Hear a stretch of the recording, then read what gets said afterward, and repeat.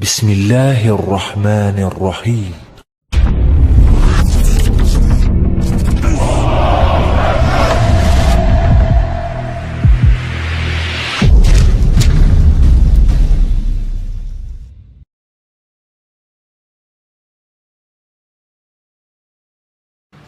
Tentang sejarah Palestina dan juga sejarah Yahudi yang masuk ke Palestina.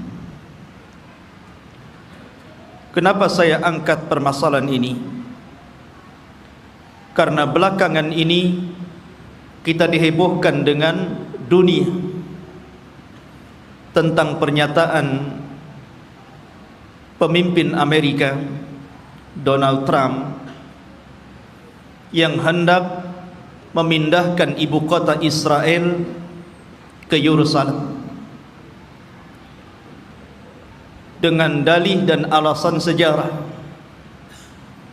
bahwa memang orang-orang Yahudi berhak untuk memiliki Palestina secara utuh. Karena mereka kemudian mengangkat sejarah, maka kita angkat sejarah. Karena sesungguhnya orang-orang Yahudi itu bukan orang-orang yang berhak mendapatkan tanah itu, karena mereka datang belakangan. Kita wajar menilai bahwa orang-orang Nasrani membantu orang-orang Yahudi demi terciptanya negara Israel Raya, karena masing-masing punya kepentingan. Orang-orang Yahudi berkepentingan bahwa di Israel ini, maksudnya di Palestina, tepatnya di Masjidil Aqsa, mereka meyakini bahwa disitulah haikal Sulaiman. Dan haikal itu maksudnya tempat yang dulu pernah dibangun oleh Nabi Sulaiman. Mungkin semacam masjid bagi orang Islam seperti itu. Dan tidak besar, hanya beberapa meter kali beberapa meter saja. Dan orang-orang ini berusaha untuk menggali situs-situs itu dan ingin mendirikan kembali haikal Sulaiman dan merobohkan Masjidil Aqsa. Karena mereka punya keyakinan kalau haikal ini terbangun, maka inilah puncak kejayaan orang-orang Yahudi dan akan menguasai dunia menurut keyakinan mereka. Lalu apa ikut campur tangan orang-orang Nasrani? Kenapa orang-orang Nasrani membantu orang Yahudi? Bukankah ini kepentingan Yahudi? Karena Nasrani juga memiliki kepentingan yang sama. Sama-sama bercita-cita, bermimpi ingin menguasai dunia dengan terbangunnya haikal Sulaiman ini. Karena menurut keyakinan orang-orang Nasrani, apabila haikal Sulaiman ini sudah terbangun, maka Isa bin Maryam akan turun dan akan menguasai dunia dan akan memimpin orang-orang Nasrani. Jadi orang Nasrani ini memanfaatkan orang Yahudi, dan orang Yahudi juga memanfaatkan orang-orang Nasrani. Keyakinan kaum muslimin juga sama. Karena Nabi SAW pernah mengatakan, imaratul baitil maqdis kharabu Yathrib. Kelak bahwa Baitul Maqdis akan menjadi pusat kekuatan kaum muslimin ketika Allah bangkitkan Al-Mahdi Al-Muntadhar Muhammad bin Abdullah, dan akan menguasai dunia. Jadi rupanya tiga agama ini punya kepentingan masing-masing. Yahudi punya kepentingan, Nasrani punya kepentingan, dan tentunya kita kaum muslimin juga punya kepentingan. Sama-sama bermimpi akan menguasai dunia. Tapi bagi umat Islam ini bukan mimpi, tapi ini sebuah kenyataan. Nabi SAW yang bersabda bahwa kelak kekuatan kaum muslimin akan menyatu di Syam, tepatnya di Palestina. Ma'asyiral muslimin rahimani wa rahimakumullah.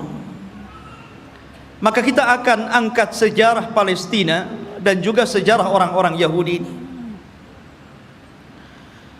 Sebelum saya angkat sejarah ini, saya ingin menjelaskan tentang fadail Palestina dulu, keutamaan negeri Palestina ini. Negeri Palestina, ikhwan, di situ ada satu kiblat yang dijadikan kiblat pertama dalam Islam. Karena ketika Nabi SAW salat, di awal salat sebelum Allah Subhanahu wa taala memalingkan kiblat, maka kiblatnya Rasul dan para sahabat menuju Baitul Maqdis. Barulah setelah kemudian Nabi SAW berdoa kepada Allah agar kiblat itu dialihkan ke Masjidil Haram. Turunlah ayat, qad nara taqalluba wajhika fis sama falanuwalliyannaka kiblatan tardaha fawalli wajhaka syatral Masjidil Haram. Baru setelah turun ayat ini, maka Nabi SAW kemudian menyuruh seluruh kaum muslimin sejak hari itu, bahkan sampai hari ini, bahkan sampai kiamat dibangkitkan, bahwa kiblat kita telah dirubah dari kiblatnya orang-orang Yahud menjadi kiblat kaum muslimin ke Baitullah Al-Haram. Dari sini menunjukkan bahwa ada sejarah bahwa Baitul Maqdis yang ada di Palestina adalah kiblatnya kaum muslimin. Dan Nabi SAW pernah di-Isra' Mi'rajkan oleh Allah dan sempat salat di Baitul Maqdis, bahkan menjadi imam bagi para nabi. Kemudian ikhwatu fiddin yang dimuliakan Allah Azza wa Jalla, negeri Palestina ini adalah negerinya para nabi dan rasul. Negeri ini adalah negerinya para nabi dan rasul. Negerinya Ibrahim alaihi salatu wassalam, negerinya Ishak, negerinya Ya'qub, negerinya Ismail dilahirkan di situ walaupun kemudian hijrah ke Mekah. Negerinya Daud alaihi salatu wassalam, negerinya Nabi Yusuf, negerinya Sulaiman, negerinya Yahya, dan para nabi banyak diutus di negeri ini. Jadi negeri ini adalah negerinya para nabi. Bahkan sebagian para nabi dikubur di sini. Seperti Ibrahim alaihi salatu wassalam dikubur di Khalil, Palestina. Kemudian juga Nabi Yusuf alaihi salatu wassalam dahulu dikubur di Mesir, tapi kemudian jasadnya dibawa ke Palestina dan dikubur di Palestina. Kemudian juga kuburannya Nabi Ishak alaihi salatu wassalam, kuburannya Nabi Ya'qub, Nabi Harun, Nabi Musa, seluruh para nabi ini dikubur di Palestina. Jadi ini memang negerinya para nabi, ikhwan. Negeri yang sangat suci, negeri tersuci ketiga setelah Mekah, Madinah, kemudian Syam. Dan Nabi SAW pernah bersabda, tuba lisyam, tuba lisyam, tuba lisyam. Kata Nabi SAW, beruntung orang-orang Syam itu, beruntung orang-orang Syam itu, beruntung orang-orang Syam itu. Kemudian sahabat bertanya, kenapa wahai Rasul? Karena Syam, para malaikat Allah mengepak-ngepakkan sayapnya di atas negeri itu, dan Palestina bagian daripada negeri Syam. Ma'asyiral muslimin, kita tahu bahwa Masjidil Aqsa adalah memiliki keistimewaan yang sangat besar. Sebagaimana ketika Allah Subhanahu wa taala menyebutkan keistimewaan Masjidil Haram, kemudian Masjidil Nabawi, maka Masjidil Aqsa juga sama. Orang yang salat di situ sebanding dengan orang yang salat 500 kali salat di masjid-masjid yang lainnya. Ini keistimewaan yang sangat besar. Bahkan para nabi, para ulama, orang-orang saleh banyak berziarah ke masjid ini. Negerinya para ulama, negerinya kitab-kitab. Banyak para ulama yang kemudian terlahir di negeri Palestina. Kita tahu bahwa Imam Syafi'i lahir di mana? Di Gaza, Gaza Palestina. Di sana ada Al-Asqalan. Kita kenal dengan Al-Imam Ibnu Hajar Al-Asqalani. Asqalan Palestina. Jadi banyak para ulama dunia, bukan ulama kecil, ulama dunia, itu lahir di Palestina. Bahkan Nabi SAW melarang tidak boleh safar dalam rangka ibadah kecuali di 3 tempat: Masjidil Haram, Masjid Nabawi, dan Masjidil Aqsa. Kata Rasul, la tushaddur rihal illa ila thalathati masajid. Tidak boleh kalian melakukan safar dalam rangka ibadah kecuali di 3 masjid ini. Salah satunya Masjidil Aqsa. Bahkan Nabi SAW pernah berdoa, Allahumma barik lana fi syamina wa barik lana fi yamanina. Ya Allah, berkahi negeri Syam kami. Ya Allah, berkahi negeri Yaman kami. Di sini Rasul mendahulukan Syam kemudian Yaman, menunjukkan bahwa Syam lebih utama dibandingkan Yaman. Ini menunjukkan bahwa Syam negeri yang penuh berkah, Rasul yang mendoakan. Kemudian juga ikhwatu fiddin yang dimuliakan Allah Azza wa Jalla, para sahabat Nabi SAW banyak yang hijrah ke negeri Palestina, berziarah ke sana.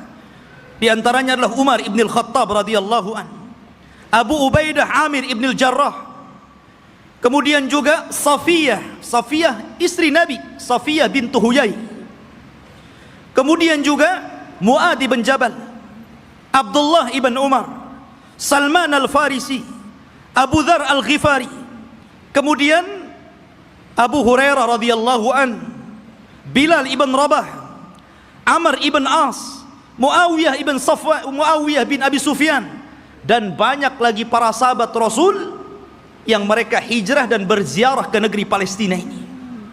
Artinya ini negeri para sahabat Rasul, bukan hanya negeri para nabi dan rasul, dan juga negeri para sahabat, negeri para ulama, negeri kitab-kitab ahli sunnah wal jamaah. Jadi memang luar biasa. Bahkan negeri ini kelak akan menjadi berkumpulnya seluruh manusia, karena negeri ini disebut mahsyar.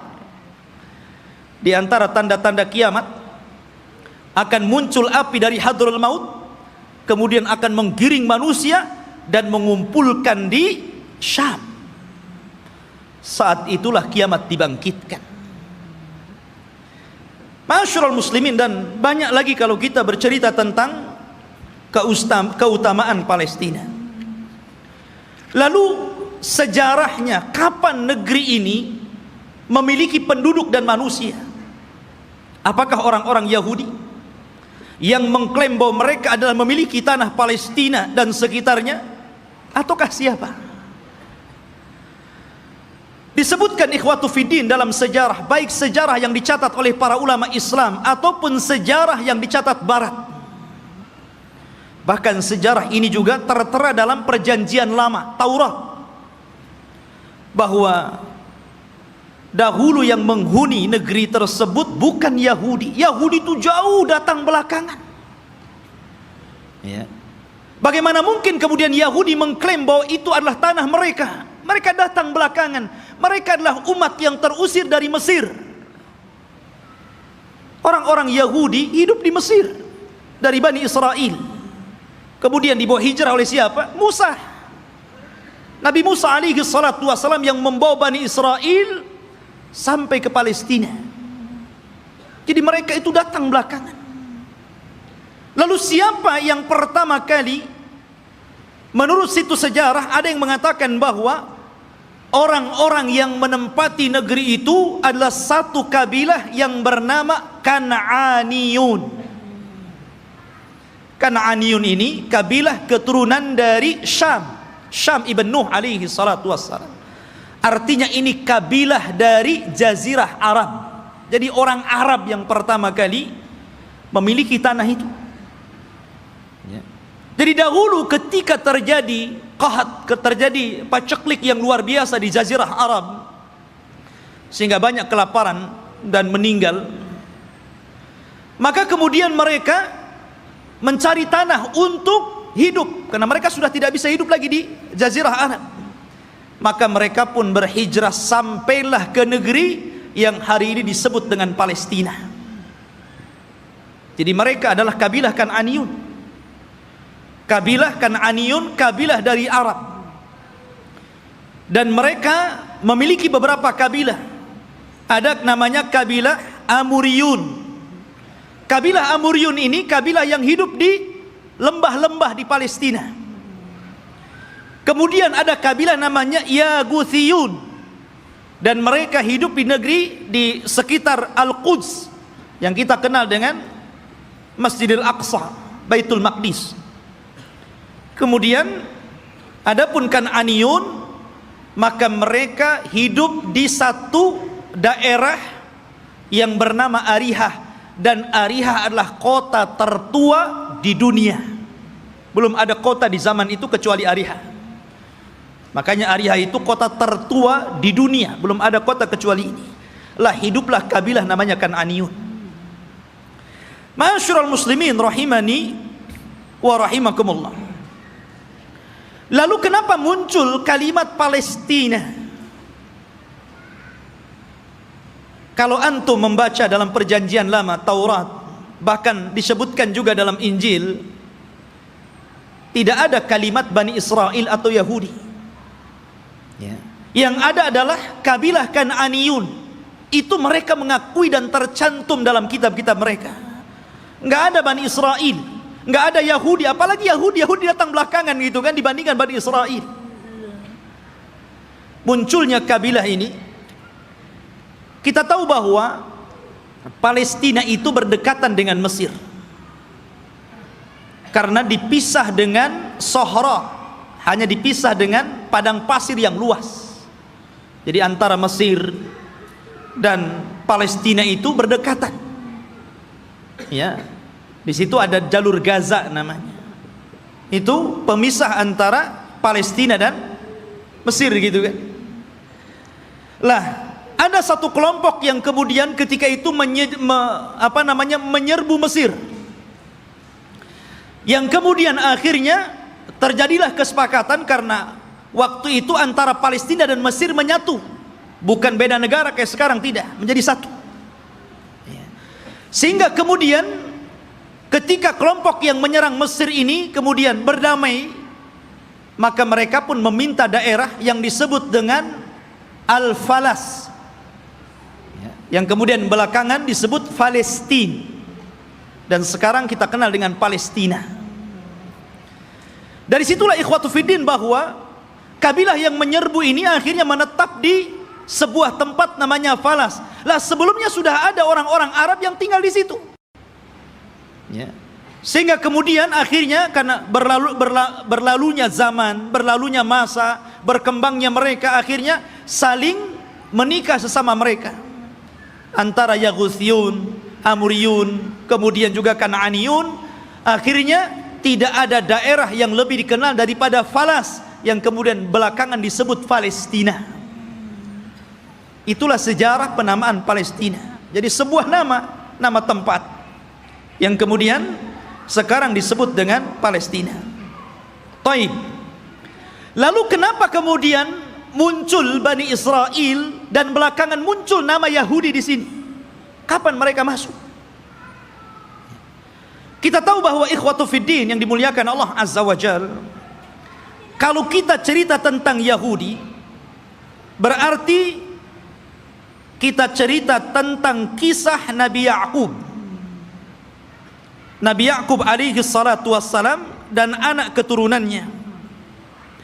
Sedikit saya akan sebutkan tentang kisah Nabi Ya'qub dulu, biar antum lebih paham dari mana munculnya orang-orang Yahudi Bani Israel ini. Nabi Ibrahim alaihi salatu wassalam, ikhwan, itu memiliki 2 istri dan 1 budak. Ibrahim itu memiliki 2 istri dan satu budak. Walaupun yang kita kenal hanya memiliki satu namanya Sarah dan memiliki budak namanya Hajar. Dia memiliki istri lain dan punya anak. Ya.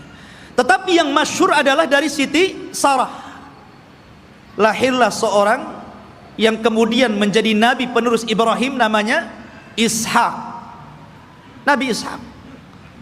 Dari Ishak inilah kemudian lahir namanya Yakub.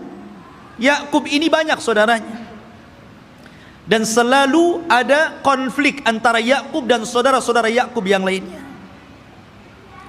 Lah Yakub ini anak Ishak yang paling saleh, yang kemudian menjadi penerus Ishak, menjadi nabi juga, Nabi Yakub namanya.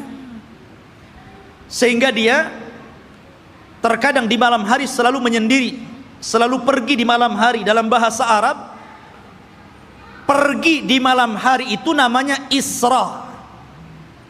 Makanya ada Isra, ada Mi'raj. Isra itu perjalanan malam yang ditempuh Rasul dari Masjidil Haram ke Masjidil Aqsa. Ya. Kemudian karena Yakub ini selalu berjalan tengah malam, makanya kemudian dia pun disebut Israil. Karena Isra itu diambil dari suka berjalan tengah malam. Tapi ada juga yang mengatakan Isra itu artinya abdun dan il itu adalah Allah. Jadi artinya Abdullah. Karena Yakub itu selalu beribadah kepada Allah Subhanahu wa taala, maka orang-orang di zaman itu karena menggunakan bahasa Ibrani menyebutnya sebagai Israil. Jadi penamaan Israil itu dari siapa? Nabi Yakub. Ya.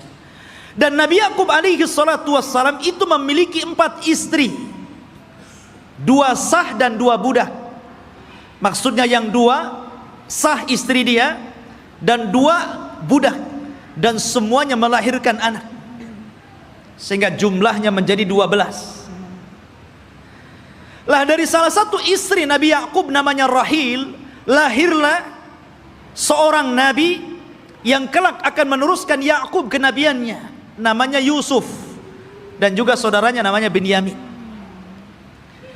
Kita tahu bahwa sejarah ini ma'ruf, sering diceritakan kan. Yusuf dizalimi saudara-saudaranya, akhirnya kemudian dibuang ke sumur, kemudian dipungut oleh para pedagang, sampailah di Mesir, kemudian dibeli oleh para pejabat Mesir, kemudian belakangan menjadi bendaharawan Mesir. Dari sinilah kemudian Yusuf memborong seluruh keluarganya dari Palestina menuju Mesir. Tidak ada satupun keturunan Yakub yang tinggal di Palestina. Semua berangkat ke Mesir. Tidak ada satupun. Jadi 12 saudara Nabi Yusuf itu semuanya berangkat ke Mesir, dan ditampung oleh Nabi Yusuf alaihi salatu wassalam karena dia telah menjadi pejabat besar di Mesir, bendaharawan, dan sangat dihormati oleh kerajaan Mesir ketika itu. Lah selama Nabi Yusuf hidup, maka Yakub dan anak-anaknya diberikan sebuah daerah, kemudian mereka hidup di situ, dan mereka mendapatkan fasilitas yang luar biasa disebabkan oleh Nabi Yusuf alaihi salatu wassalam. Maka beranak pinaklah orang-orang ini yang kemudian keturunan dari 12 putra Yakub disebut Bani Israil. Keturunan Israil, Nabi Yakub. Selama mereka berada di Mesir dan Nabi Yusuf masih hidup, mereka dihargai. Mereka hidup senang, hidup mewah, mereka berkembang biak luar biasa. Tapi setelah Nabi Yusuf alaihi salatu wassalam meninggal dunia, mulailah kemudian Mesir menekan mereka. Mulailah suku Kipti, suku terbesar ketika itu yang menguasai Mesir, rajanya namanya Fir'aun, mulailah menjajah Bani Israel ini. Belakangan kemudian Bani Israel menjadi budaknya Fir'aun. Budaknya Fir'aun, tertindas mereka. Karena tertindas inilah, maka kemudian Allah Subhanahu wa taala utus kepada mereka secara singkat siapa? Nabi Musa. Nabi Musa diutus kepada mereka menjadi Rasul Bani Israel dan untuk mendakwahi Fir'aun. Dan subhanallah ikhwan, kita tahu bahwa di zaman Bani Israel diutusnya Nabi Musa alaihi salatu wassalam kepada mereka, Bani Israel ini menyaksikan 9 mukjizat besar di hadapan mereka dengan mata mereka sendiri. Ketika mukjizat itu turun kepada bangsa Fir'aun, orang-orang Bani Israel juga melihat. Dan 9 mukjizat itu disebutkan di dalam Al-Quranul Karim. Yang pertama, mukjizat yang kita dikenal dengan hajar, batu. Batu yang mengeluarkan 12 mata air.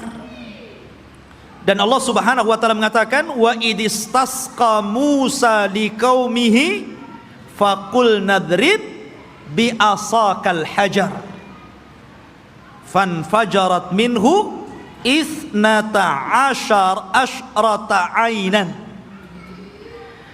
Dan ketika Bani Israel meminta hujan kepada Nabi Musa karena mereka sudah kehausan, tidak ada air, maka Allah Subhanahu wa taala firmankan, pukullah wahai Musa batu itu.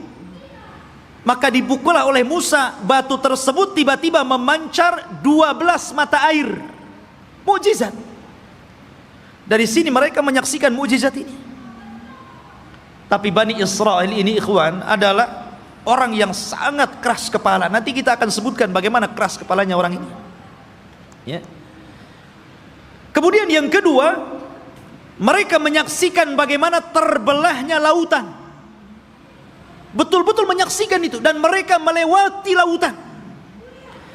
Ketika Fir'aun mengejar-ngejar Nabi Musa dan Bani Israel yang lari dari Mesir ke Palestina, kemudian mereka dihadang oleh lautan besar, maka Allah Subhanahu wa taala mengatakan, fa auhayna ila Musa anidrib bi asakal bahra.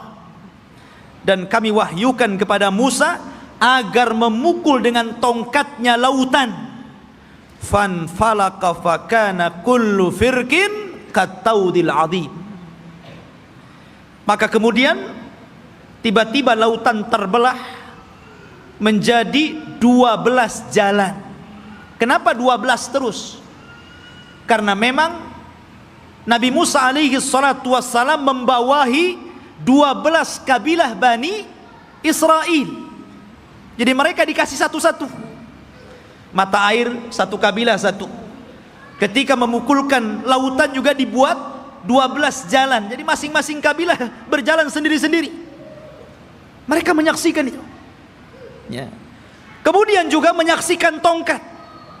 Ketika Nabi Musa alaihi salatu wassalam berduel dengan tukang-tukang sihir Fir'aun, maka Allah Subhanahu wa taala katakan, fa'alqa asahu fa idza hiya thu'ban mubin. Fa'alqi asah. Maka Musa pun kemudian melemparkan tongkatnya, tiba-tiba tongkat itu menjadi ular yang sangat besar. Bani Israel menyaksikannya, menyaksikan bagaimana tongkat Musa berubah menjadi ular besar dan memakan ular-ular kecil tukang-tukang sihir Musa, tukang-tukang sihir Fir'aun. Kemudian juga kekurangan makanan dan hilangnya buah-buahan, sehingga Fir'aun dan juga kabilah-kabilah Fir'aun dari kalangan Kibti, mereka merasa kelaparan, susah cari buah-buahan. Allah Subhanahu wa taala berfirman, walaqad aqadna ala fir'auna bisinin wa naqsim minats thamarati la'allahum yadhakkarun. Dan ingatlah ketika kami memberikan hukuman kepada keluarga Fir'aun dan juga para pengikutnya dengan kekeringan yang berkepanjangan dan kurangnya buah-buahan, agar mereka mau kembali ke jalan yang benar. Dan Bani Israel menyaksikan ketika orang-orang Fir'aun kelaparan, mereka justru kekenyangan. Ini mukjizat. Ya. Kemudian juga tufan, angin yang sangat besar yang kemudian banyak membunuh, menghancurkan tembok-tembok dan juga rumah-rumah. Allah katakan fa arsalna alaihim tufan. Allah kirim kepada mereka tufan, angin yang sangat besar. Kemudian juga al-jarad, di mana-mana belalang. Belalang di mana-mana ikhwan. Di rumah-rumah, di dapur-dapur, bahkan di tempat tidur, belalang di mana-mana. Kemudian juga kumal kutu dan juga dafadi', katak dan kodok, di mana-mana ada kodok. Kemudian juga darah, di mana seluruh air bersih menjadi merah dan berdarah. Dan ini disaksikan Bani Israel dan juga orang-orang Fir'aun.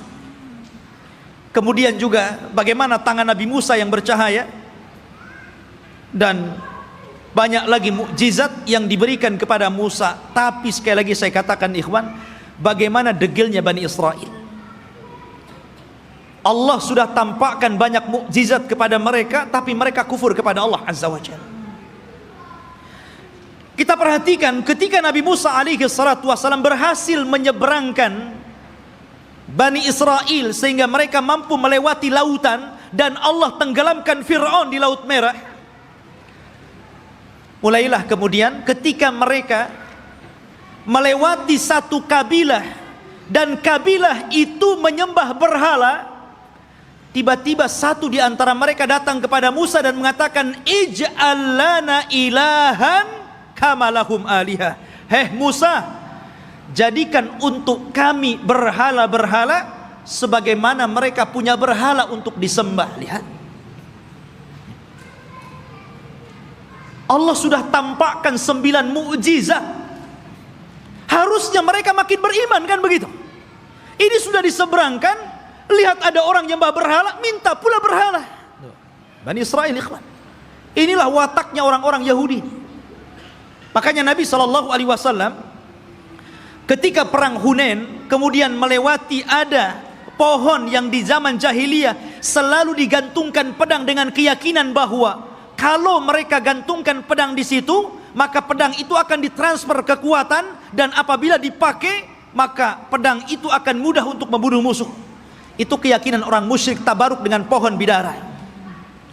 Maka sahabat mengatakan, ya Rasulullah, jadikan jugalah pohon sama seperti pohonnya orang-orang musyrik, biar sebelum perang kita gantungkan juga pedang kita di situ. Oh, Rasul marah. Allahu Akbar, kata Rasul. Kalian ini persis seperti Bani Israel yang mengatakan kepada Musa, jadikan untuk kami banyak berhala sebagaimana mereka banyak berhala. Lihat. Akhirnya kemudian Rasul marah dan mengatakan, innakum qaumun tajhalun, kalian ini bodoh. Sudah dikasih hidayah tauhid mau syirik pula. Tidak cukup ikhwatu fiddin, selama perjalanan Nabi Musa alaihi salatu wassalam hijrah menuju Palestina. Ketika itu ikhwatu fiddin, Nabi Musa alaihi salatu wassalam diperintahkan Allah Subhanahu wa taala selama 40 malam untuk datang ke Bukit Saina yang disebutkan dalam Al-Qur'an itu Tur. Namanya ada Suratut Tur. Di situ ada bukit namanya Bukit Saina, Bukit Tur, Tur Sina. Ya. Maka Nabi Musa meninggalkan Bani Israel dan menyerahkan kepada saudaranya Harun. Jadi Harun itu sebagai wakil Musa supaya menjaga akidah Bani Israel, karena dia akan diturunkan kitab termulia pertama yang Allah turunkan, namanya Taurat. Nabi Musa berangkat menuju Tur, kemudian Allah turunkan Taurat dan Allah catat Taurat dengan tangannya. Satu-satunya kitab yang dicatat oleh Allah langsung adalah Taurat. Maka Musa pun kemudian membawa Taurat itu pulang. Sesampainya di Bani Israel, marah Musa. Kenapa? Rupanya Bani Israel yang dulu menyembah Allah, tiba-tiba mereka berubah menjadi penyembah patung sapi, namanya Samiri. Bayangkan, ditinggal 40 hari bisa kufur. Padahal mereka sudah melihat 9 mukjizat besar. Bani Israel lihat. Ya. Mereka sudah melihat 9 mukjizat. Hanya ditinggal 40 hari oleh Nabi Musa bisa kafir. Menyembah Samiri, patung sapi. Maka kemudian Nabi Musa marah kepada siapa? Kepada Harun.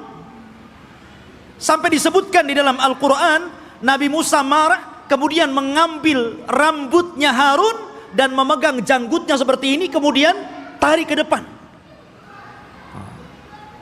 Kalau antum nggak ada janggutnya susah lah. Pegang kepala, pegang janggut, kemudian ditarik sama Musa. Maka Nabi Harun mengatakan, ya bena la ta'khud bilihyati wa bira'si. Wahai anak saudara, saudara kandung, jangan kau ambil kepala dan janggutku. Kemudian, innal qauma istad'afuni wa kadu yaqtulunani. Sesungguhnya Bani Israel itu tidak menganggap aku, bahkan mereka mau membunuhku. Nah, bayangkan. Ya. Sudah meremehkan Nabi Harun, mereka pula akan membunuh Nabi Harun. Jadi kalau Nabi Harun menghalang-halangi mereka menyembah Samiri, maka Harun akan dibunuhnya. Kata Harun, bisa apa aku?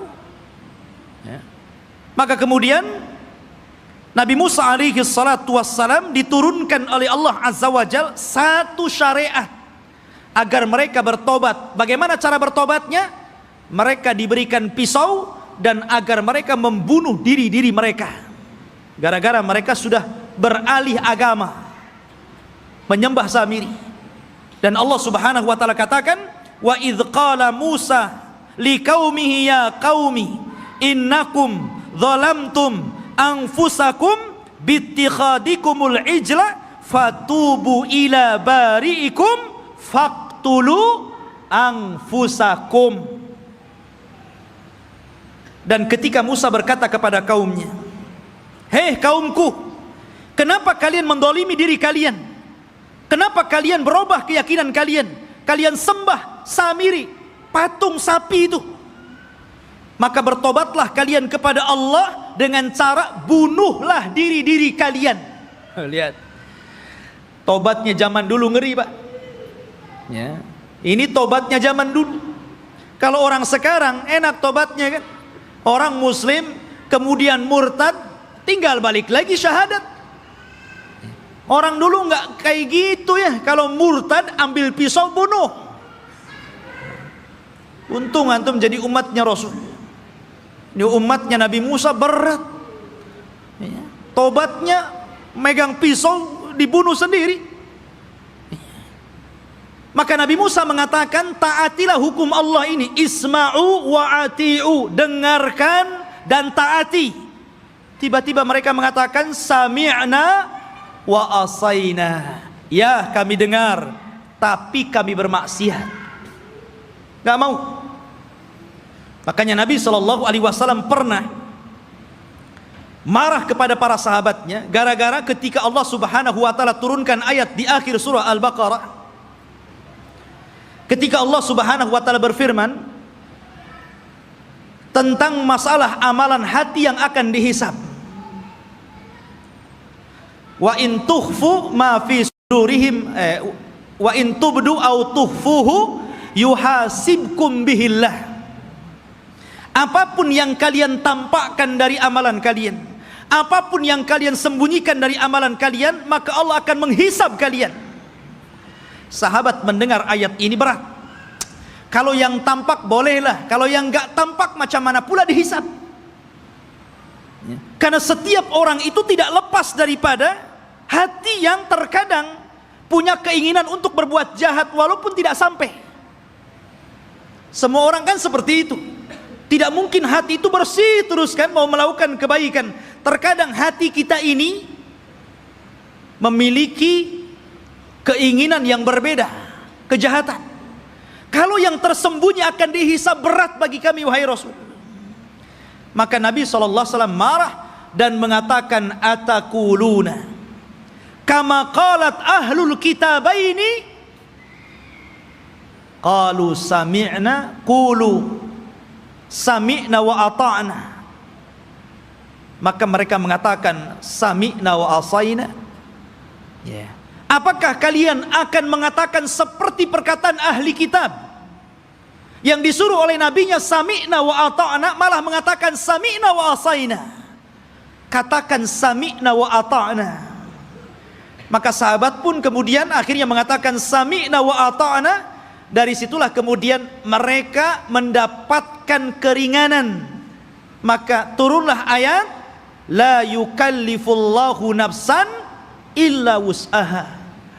Allah tidak akan membebankan kecuali yang kalian mampu melakukannya.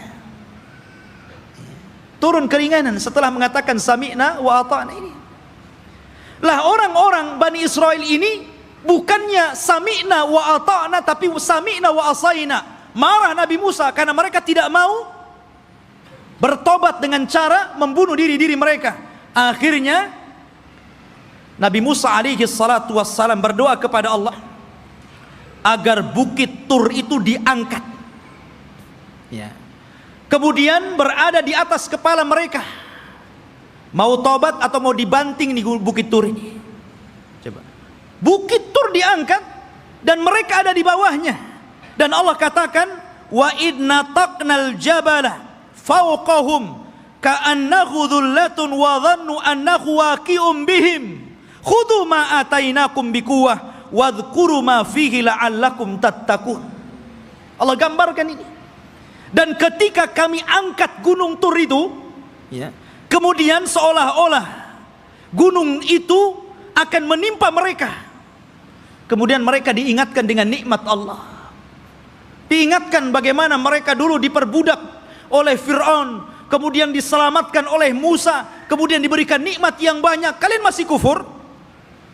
Barulah ketika bukit akan dibantingkan kepada mereka, barulah mereka mengambil pisau dan membunuh mereka. Oh, jadi mereka melaksanakan itu kalau di bawah ancaman.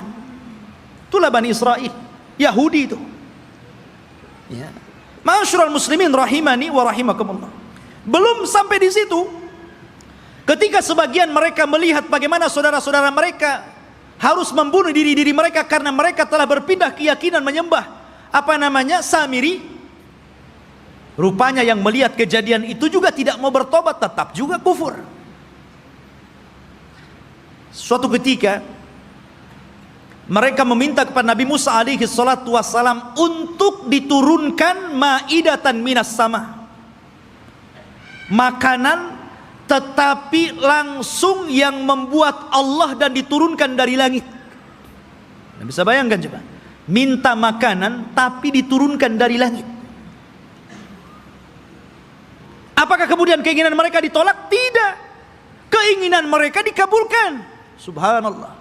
Akhirnya diturunkan makanan namanya manna wassalwa. Manna, diturunkan makanan itu jatuh dari langit, kemudian bergantungan di pohon-pohon. Maka mereka tinggal naik, tinggal diambil makanan itu. Kemudian salwa, sejenis daging burung. Enak makanannya. Gimana enggak enak, langsung dari langit makanannya. Subhanallah. Akhirnya ikhwatu fiddin, mereka bosan. Asik makan itu saja, bosan akhirnya. Kemudian akhirnya karena bosan, maka mereka meminta kepada Nabi Musa alaihi salatu wassalam ingin sayur mayur. Bosan dengan ini katanya. Saya ingin sayuran, ada bawang merah, ada bawang putih. Bayangkan. Sehingga mereka mengatakan wa id qultum ya Musa lan nasbiru ala ta'amin wahid. Dan ketika kalian berkata kepada Nabi Musa, "Hei Musa, kami tidak sabar dengan satu makanan ini saja. Saya minta makanan yang lain." Akhirnya mereka meminta kepada Nabi Musa itu sayur mayur, mimbakliha wa kithaiha wa fumiha wa adasiha wa basaliha. Ya Allah, dikasih makanan enak, mau makanan yang enggak enak. Maka Allah Subhanahu wa taala mengatakan, atastabdiluna alladhi huwa adna billadhi huwa khair ihbitu misra. Kenapa kalian memilih makanan yang enggak enak dan membuang makanan yang enak? Kalau hanya ingin sayur mayur, bawang-bawangan, sana ke Mesir. Antum tinggal pergi ke kota, beli ada. Kenapa mesti harus kemudian diturunkan dari langit? Degilnya Bani Israel, ikhwan. Ya, sudah Allah Subhanahu wa taala utamakan mereka, tetap saja mereka kufur kepada Allah Subhanahu wa taala. Bahkan suatu ketika ikhwatu fiddin, ini masih di tengah perjalanan hijrah mereka sampai ke Palestina ini, di sepanjang jalan mereka itu diperlihatkan mukjizat yang banyak. Akhirnya suatu ketika ada salah seorang terbunuh. Kemudian Allah Subhanahu wa taala mewahyukan kepada Nabi Musa agar memotong seekor sapi betina. Kemudian dipukulkan dagingnya kepada orang yang mati, maka dia akan hidup sesaat dan akan menyebut siapa pembunuhnya. Tapi orang Bani Israel ini tidak mau melaksanakan dan mengira itu adalah olok-olokan dari Musa. Gimana Musa ini? Kita ini mencari siapa yang membunuh orang ini. Kenapa disuruh menyembelih seekor sapi? Apa kaitan pembunuhan dengan seekor sapi? Maka Musa mengatakan, sudah, lakukan saja. Kalau mereka melakukan, selesai sebenarnya. Tapi mereka mengatakan, sapinya seperti apa? Warnanya kayak apa? Kemudian sapi ini sudah dibajak atau belum? Coba nyari yang susah. Ya. Akhirnya kemudian disifatkan tuh oleh Allah Subhanahu wa taala bagaimana sapinya. Sapinya safraun faqi'ul launuha tasurrun nadirin. Warnanya harus kuning mengkilat.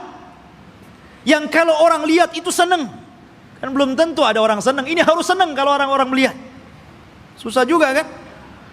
Ya. Awanun baina dzalik, harus nggak boleh tua, nggak boleh muda. Ya. La dalulun fihi wala, dan tidak juga pernah dipekerjakan, artinya tidak pernah dijadikan untuk membajak sawah dan kebun. Pokoknya sulit. Makanya Allah mengatakan hampir-hampir mereka tidak mendapatkan sapi itu. Bukan tidak ada sapinya, ada sapinya.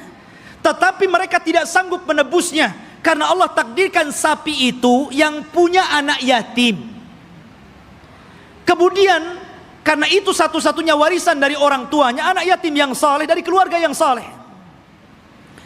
Maka malaikat menjelma manusia, ngomong sama anak yatim itu, nak, nanti sebentar lagi ada orang yang akan menawar sapimu. Jangan kau kasih kecuali kau jual dengan seberat emas seberat sapimu. Gimana coba? Ngumpulkan emas seberat sapi itu gimana itu? Ya. Akhirnya kemudian karena memang itulah syaratnya gitu kan, harus membeli sapi dengan seberat emas sebesar sapi, ya terpaksa orang-orang mengumpulkan apa yang diminta anak itu. Kaya anak ini kan gitu. Ya, coba. Seperti itu ta'annutnya orang-orang Bani Israel. Jadi memang aduh, orang Bani Israel ini keras kepala. Jadi antum jangan kayak Bani Israel. Keras kepala. Ya. Bahkan setelah kejadian ini betul-betul mendapatkan sapi, kemudian dipukulkan kepada orang mati dan hidup lagi, kemudian menyebut siapa pembunuhnya. Bukannya mereka bertobat dengan melihat mukjizat ini, bahkan summa qasat qulubuhum, malah keras hatinya ikhwan, makin keras. Bahkan Allah mempermisalkan, kalau hati ini keras, batu loh, kalau terkena tetesan air bisa bolong. Tapi hatinya Bani Israel lebih keras daripada batu. Tuh, bayangkan. Itu Bani Israel. Seperti itulah orang-orang Yahudi. Akhirnya ikhwatu fiddin, setelah kemudian mereka pun berjalan jauh meninggalkan Mesir gitu kan. Ada sebuah kejadian. Mereka tersesat. Mereka tersesat dan tidak bisa masuk dan meneruskan perjalanan. Karena ada satu wasiat Nabi Yusuf yang belum pernah mereka tunaikan. Di mana Nabi Yusuf itu berwasiat agar jasadnya dipindah dari Mesir dan dikubur di Palestina. Dan ketika itu tidak ada yang tahu di mana letak kuburan Nabi Yusuf alaihi salatu wassalam kecuali seorang nenek tua. Dan ini teringat dengan kisah Rasul ketika pulang dari peperangan. Ketika itu Nabi Shallallahu Alaihi Wasallam kehabisan bekal, kemudian singgah di salah satu perkampungan di perbatasan Madinah, perkampungan orang-orang Yahudi yang terusir dari Madinah karena berkhianat. Rupanya Rasul dijamu oleh seorang nenek Yahudi. Karena sudah kehabisan bekal, maka Rasul pun mampir dan diberikan jamuan yang luar biasa. Nabi itu tidak pernah melupakan kebaikan orang, walaupun yang berbuat baik itu orang kafir. Karena balasan yang baik itu harus kebaikan, ikhwan. Orang kalau sudah berbuat baik kepada antum, telah memberikan jasa kepada antum, apakah berupa ilmu, berupa pendidikan, harusnya dibalas dengan kebaikan, bukan malah dizalimi orang tersebut. Ya. Lah, Nabi SAW tidak seperti itu. Walaupun yang berbuat baik orang kafir, dia akan berusaha untuk berbuat baik kepada orang yang telah berbuat baik kepada dia. Jadi dia ngomong sama nenek itu, "Nek, kamu sudah berbuat baik kepada saya. Kira-kira apa yang akan kau minta?" Karena Rasul kan baru pulang dari peperangan, banyak membawa harta ghanimah, harta rampasan perangan gitu. Kata nenek tersebut, "Karena engkau memintanya wahai Muhammad, aku ingin seorang pembantu.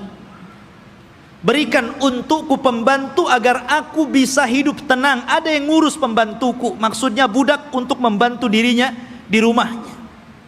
Kata Rasul, "Baik, saya akan kasih. Apalagi, Nek?" Kata nenek tersebut, "Aku ingin seekor unta, agar kalau kemana-mana aku tidak jalan kaki. Aku kan punya kendaraan, dan unta di zaman itu, ikhwan, kendaraan yang mewah." Makanya Rasul SAW kalau mempermisalkan sesuatu itu pasti dengan unta. Kata Rasul kepada Ali, "Wahai Ali, kalau lantaran lisanmu ada satu orang dapat hidayah, lebih baik daripada unta merah." Karena unta merah itu kendaraan yang termahal. Sebutkan kendaraan hari ini termahal berapa miliar harganya, triliun begitu kan. Itulah unta merah. Makanya Nabi SAW ketika menikah dengan Khadijah, maharnya itu dengan unta. Ya, bukan dengan sapi, bukan dengan kambing, tapi dengan unta. Dan tidak tanggung-tanggung, 20 ekor unta. Itu maharnya Rasul. Dan semuanya betina, di mana unta betina lebih mahal dibandingkan unta jantan. Anda bisa bayangkan satu unta itu, kalau antum membeli satu buah Avanza itu bisa. Berarti maharnya Rasul itu 20 mobil Avanza. Coba. Tapi saya yakin ibu-ibu paling diberi seperangkat alat sholat. Ya kan? Gak apa-apa, Bu, lebih senang. Karena apa? Kalau ada masalah dengan suaminya, kemudian terpaksa harus menggugat cerai, kan mudah mengembalikan maharnya kan. Perangkat alat sholat saja, ambil perangkat alat sholat saja. Tapi kalau antum kasih 2 Avanza saja, bingung tuh istri antum mau gugat cerai itu kan. Ini dikembalikan di 2 Avanza, dari mana saya akan belikan gitu kan, mikir dia. Ya. Nabi SAW nih memuliakan perempuan dengan unta. Maka nenek ini mengatakan, "Aku minta unta." Ya. Kata Rasul, "Mau apa lagi?" Dia mengatakan, "Berikan kepadaku kalban yahrusu ghanami." Aku pengen anjing, supaya anjing ini bisa menjaga kambing-kambingku. Kemudian minta apa lagi? Disebutkan satu-satu, nggak berhenti-berhenti nenek ini. Ya Allah, coba yang ana datang ke rumah antum, kemudian antum kasih makan, kasih minum, oke lah, kenyang, dijamu luar biasa gitu kan. Selepas itu antum ngomong, "Ya, sebagai balasan tolong Ustadz kasih saya Avanza, ya, kasih saya pembantu, kasih saya mesin cuci." Apa kan begitu? Masa seperti itu gitu balasannya? Mahal sekali. Maka Nabi mengingatkan kepada nenek itu, "Heh nenek, ya, apakah engkau lemah untuk menjadi seorang nenek di zaman Bani Israel?" Sahabat heran, apa maksudnya? Rasul, apa maksudnya nenek di zaman Bani Israel itu? Kita masuk dalam cerita ini.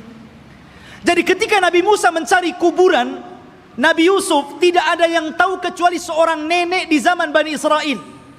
Dia yang tahu di mana letak kuburannya. Maka Musa mengatakan, "Wahai nenek, tunjukkan kepadaku di mana kuburan Nabi Yusuf. Kami akan bawa jasadnya dan kami kubur di Palestina." Kata nenek tersebut, "Tunggu dulu, semua ada bayarannya." Ya. Nggak main tunjuk-tunjuk saja, ada bayarannya. Kata Nabi Musa, apa bayarannya? Sebutkan. Maka nenek ini mengatakan, ya Musa, inni uridul jannah wa inni uridu ma'aka fil jannah. Wahai Musa, aku ingin sorga dan aku ingin bersama kamu di sorga. Subhanallah. Dia tidak ingin dunia. Tapi tentu ini lebih parah dibandingkan nenek di zaman Rasul, kan gitu. Di zaman Rasul dunia pengen unta kasih untai, ini minta sorga lebih tinggi lagi. Masa hanya nunjukkan kuburan Nabi Yusuf minta sorga? Ya Musa diam sajalah. Dia tidak punya sorga, apa yang mau dibuat? Akhirnya Musa diam sampai Allah mengutus Jibril, kemudian mengatakan, ya Musa, Allah mengabulkan permintaan nenek itu. Baru Musa bersuara, ya, kalau begitu engkau akan jadi kawanku di sorga. Sekarang cepat tunjukkan di mana kuburannya. Ya. Akhirnya ditunjukkan kuburannya, dibawalah Nabi Yusuf, jasadnya sampai akhirnya dikuburkan di Palestina. Ya kan? Ma'asyiral muslimin rahimani wa rahimakumullah. Kemudian ketika Nabi Musa alaihi salatu wasalam sudah dekat ke Baitul Maqdis, maksudnya ke daerah Palestina, sudah mendekati daerah Palestina ini, berada di tengah padang pasir. Karena saya katakan antara Mesir dan Palestina ini terpisah dengan padang pasir yang luas sekali. Jadi Musa ini tersesat akhirnya. Tapi kemudian Nabi Musa mendapatkan jalan setelah membawa jasadnya Nabi Yusuf dan hampir mendekati Palestina. Lah di Palestina itu, di negeri Arya, kan saya katakan dari awal sebelumnya sudah ada manusia di situ. Dari Kanaaniyun, Yaguthiyun, Amuriyun, sudah ada orang-orang di situ. Sudah menguasai Palestina, sehingga Musa tidak mungkin membawa Bani Israel begitu saja, harus berperang dulu dengan penduduk asli di situ. Ya. Maka kemudian Nabi Musa alaihi salatu wassalam meminta kepada Bani Israel untuk siap-siap perang. Kita akan rebut Baitul Maqdis. Siap-siap kalian. Kita akan menyerbu mereka. Maka mereka mengatakan, setelah Nabi Musa menyebutkan, wa idh qala Musa liqaumihi ya qaumi dzkuru ni'matallah alaikum ij'ala fikum anbiya wa ja'alakum mulukan wa ataakum ma lam yu'ta ahadan minal alamin. Ketika Musa berkata, hei kaumku, ingatlah nikmat Allah, bagaimana dahulu kalian menjadi budak di Mesir, kemudian diutus kepada kalian nabi, kemudian dijadikan kepada mereka raja yang memimpin kalian, disebutkan nikmat yang banyak. Kemudian Musa mengatakan, ya qaumi dkhulul ardal muqaddasata allati kataballahu lakum wala tartaddu ala adbarikum fatanqalibu khasirin. Di hadapan kalian ada negeri yang disucikan. Masuklah kalian ke negeri itu, karena negeri itu telah ditulis oleh Allah Subhanahu wa taala untuk kalian. Jangan mundur sedikit pun. Kalau kalian mundur, kalian akan menjadi orang yang rugi. Kita akan perang. Tapi mereka mengatakan apa? Qalu ya Musa, inna fiha qauman jabbarin. Nabi Musa, kamu kan tahu negeri itu banyak jabbarin, banyak para pemimpin hebat, banyak para pemimpin bengis. Inna lanadkhulaha, kami tidak akan masuk hatta yakhruju minha, sampai orang-orang itu keluar. Fa in kharaju minha fa inna dakhilun, kalau mereka sudah keluar dari negeri itu, kami yang masuk. Lihat, kata Nabi Musa alaihi salatu wassalam, ada dua orang laki-laki yang diberikan nikmat oleh Allah azza wa jalla. Qala rajulan minal ladzina yakhafuna an amallahu alaihima, dari orang-orang yang takut kepada Allah, Allah berikan nikmat kecerdasan kepada dua orang itu, dan mengatakan udkhulu alaihimul bab fa idza dakhaltumuhu fa innakum ghalibun wa 'alallahi fatawakkalu in kuntum mu'minin. Sudah, kalian siap-siap saja, kita akan masuk ke negeri itu, kalian pasti menang, dan tambatkan hati kalian kepada Allah Subhanahu wa taala. Tapi mereka mengatakan, qalu ya Musa innalan nadkhulaha abadan. Nabi Musa, kami tidak akan masuk selama-lamanya. Madamu fiha, kalau orang-orang itu masih di situ. Idhab anta wa rabbuka faqatila innaha huna qaidin. Sudah kamu saja berdua dengan Harun masuk, kalian berperang bersama Rob kalian, kami duduk-duduk saja di sini dulu. Coba bayangkan. Ini Bani Israel, orang Yahudi ini. Nyuruh Nabi Musa berdua berperang, mereka duduk-duduk nunggu menang baru masuk. Makanya perbedaan sahabat Rasul dengan perbedaan sahabat Nabi Musa alaihi salatu wassalam tidak demikian. Mereka mengatakan kami berperang bersama Rasul. Ketika perang Ahzab dan dimenangkan kaum muslimin, darah para sahabat belum kering, masih bercucuran, belum lagi beristirahat. Tiba-tiba Nabi SAW diwahyukan malaikat Jibril dan mengatakan, hei Muhammad, katakan kepada pasukanmu, para sahabatmu, berangkat ke Bani Quraidah, kepung mereka, serbu mereka, karena mereka sudah berkhianat. Sahabat belum istirahat, baru menang di perang Ahzab. Darah mereka masih bercucuran. Tiba-tiba Rasul mengumpulkan pasukan dan mengatakan, idhabu ila Bani Quraidah, fala tusalliyanna ahadukumul asra illa fi Bani Quraidah. Kata Rasul, berangkat kalian semua, serbu Bani Quraidah, jangan sholat asar di jalan sampai kalian tiba di Bani Quraidah, serbu mereka. Tapi sahabat mengatakan sami'na wa ata'na. Berangkat mereka. Makanya Allah Subhanahu wa taala katakan lilladzina stajabu lillahi walir rasul min ba'di ma asabahumul qarah lilladzina ahsanu minhum wattaqau ajrun adzim. Bagi orang-orang yang mereka memenuhi panggilan Allah dan Rasulnya, setelah mereka ditimpa luka-luka peperangan, mereka mendapatkan pahala yang besar jika mereka berbuat baik dan bertakwa terus kepada Allah Subhanahu wa ta'ala. Itulah sikap para sahabat. Berbeda dengan sahabatnya Nabi Musa. Justru mengatakan, engkau saja dengan Harun berperang bersama Tuhanmu, kami duduk-duduk di sini. Lihat bagaimana kurang ajarnya Bani Israel kepada Nabi Musa alaihi salatu wassalam. Maka Nabi Musa mengatakan, Rabbi inni la amliku illa nafsi wa akhi. Wahai Rabb, aku tidak memiliki kecuali diriku dan saudaraku Harun. Fafruq bainana wa baina qaumil fasikin. Pisahkan kami dengan orang-orang yang fasik. Maka dengan sebab itu ikhwan, karena mereka sudah menentang Nabi Musa, maka mereka pun dibuat oleh Allah tidak tahu kemana harus berangkat. Jadi negeri itu tiba-tiba oleh Allah Subhanahu wa ta'ala dikepung kabut, sehingga mereka tidak tahu jalan keluar harus kemana. Ya. Kalau mereka jalan ke sana, ujung-ujungnya balik lagi ke sini. Jadi mereka tidak bisa keluar dari situ. Disitulah Allah Subhanahu wa ta'ala takdirkan Nabi Musa alaihi salatu wassalam meninggal dunia sebelum masuk ke negeri Al-Muqaddasah ini. Meninggal dunia Nabi Musa. Ya, setelahnya sebelumnya Harun, kemudian Nabi Musa alaihi salatu wassalam. Dan di situ ada kejadian yang luar biasa. Nabi Musa alaihi salatu wassalam difitnah oleh Qarun. Difitnah oleh Qarun. Ya.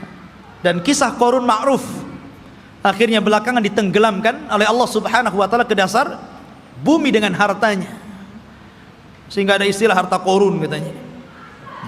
Tapi yang jelas bahwa Nabi Musa meninggal dunia, dan ketika itu digantikan oleh pembantunya namanya Yusha ibn Nun. Akhirnya dia pun diangkat menjadi nabi. Yusha bin Nun ini adalah kawannya Nabi Musa dan juga pembantunya. Dialah yang menemani Nabi Musa ketika mencari Khidir. Kemudian Nabi Musa belajar kepada Khidir. Dan kisah Musa dengan Khidir ma'ruf, disebutkan dalam surah Al-Kahfi, dan diisyaratkan walaupun Khidir tidak ada namanya dalam Al-Quran, tapi isyaratnya ada. Tapi yang jelas bahwa Yusha bin Nun lah yang kemudian berhasil membawa Bani Israel dan masuk ke Baitul Maqdis. Allah menangkan dalam peperangannya.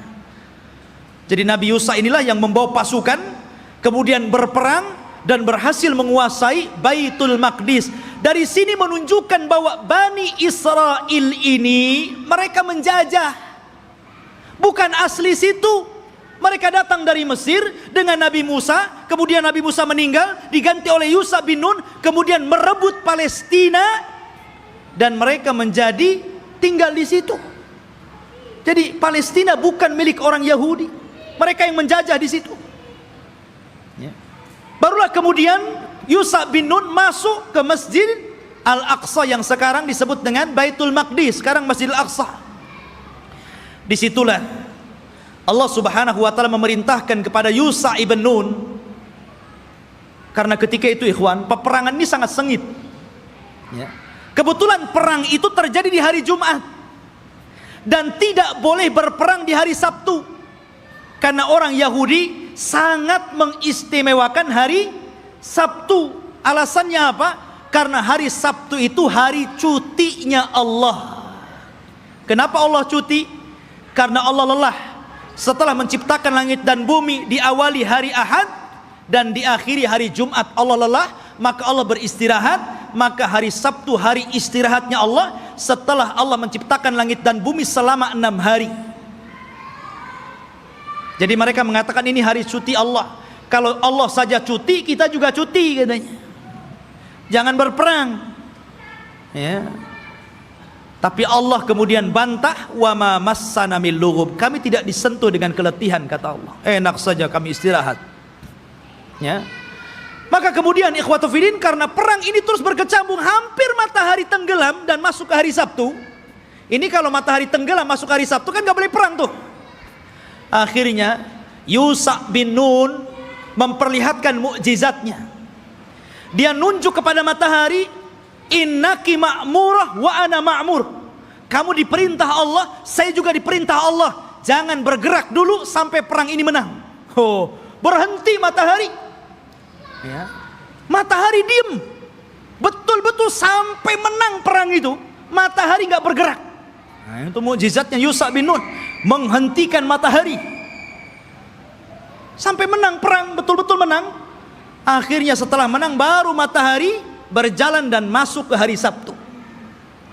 Setelah menang inilah maka Allah perintahkan masuk ke Baitul Maqdis sajidan dengan penuh tawadu, dengan penuh merendahkan diri, menundukkan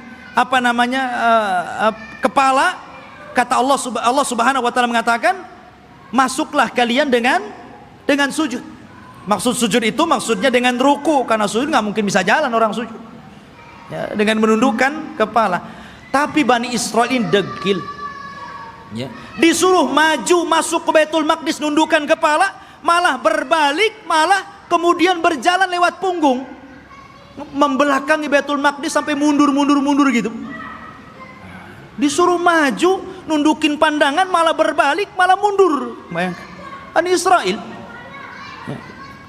sudah dikasih mukjizat, ditampakkan matahari, masih juga menentang Yusha ibn Nun. Bukan itu saja, mereka disuruh untuk membaca Hittah. Masuklah ke Baitul Maqdis dan bacakan Hittah. Hittah itu artinya, ya Allah ampuni dosa-dosaku, ya Allah ampuni dosa-dosaku. Digantinya kalimat Hittah menjadi Hintah. Bayangkan apa Hintah? Ya Allah berikan makanan, ya Allah berikan makanan. Disuruh minta ampun malah minta makanan. Bani Israil, mereka sudah dimenangkan, tinggal masuk saja, masih kurang ajar gitu kan. Ma'asyiral muslimin rahimani wa rahimakumullah. Akhirnya mereka pun tinggal di Baitul Maqdis. Lah, ketika kemudian Yusha bin Nun berhasil menguasai Baitul Maqdis dan menempatkan orang-orang Yahudi atau Bani Israil di Baitul Maqdis dan menguasai Palestina, maka kemudian Yusha ibn Nun pun meninggal dunia. Ketika Yusha ibn Nun meninggal dunia, maka di sini ikhwatu fiddin yang dimuliakan Allah Azza wa Jalla, ketika itu Bani Israil memiliki beberapa hukum.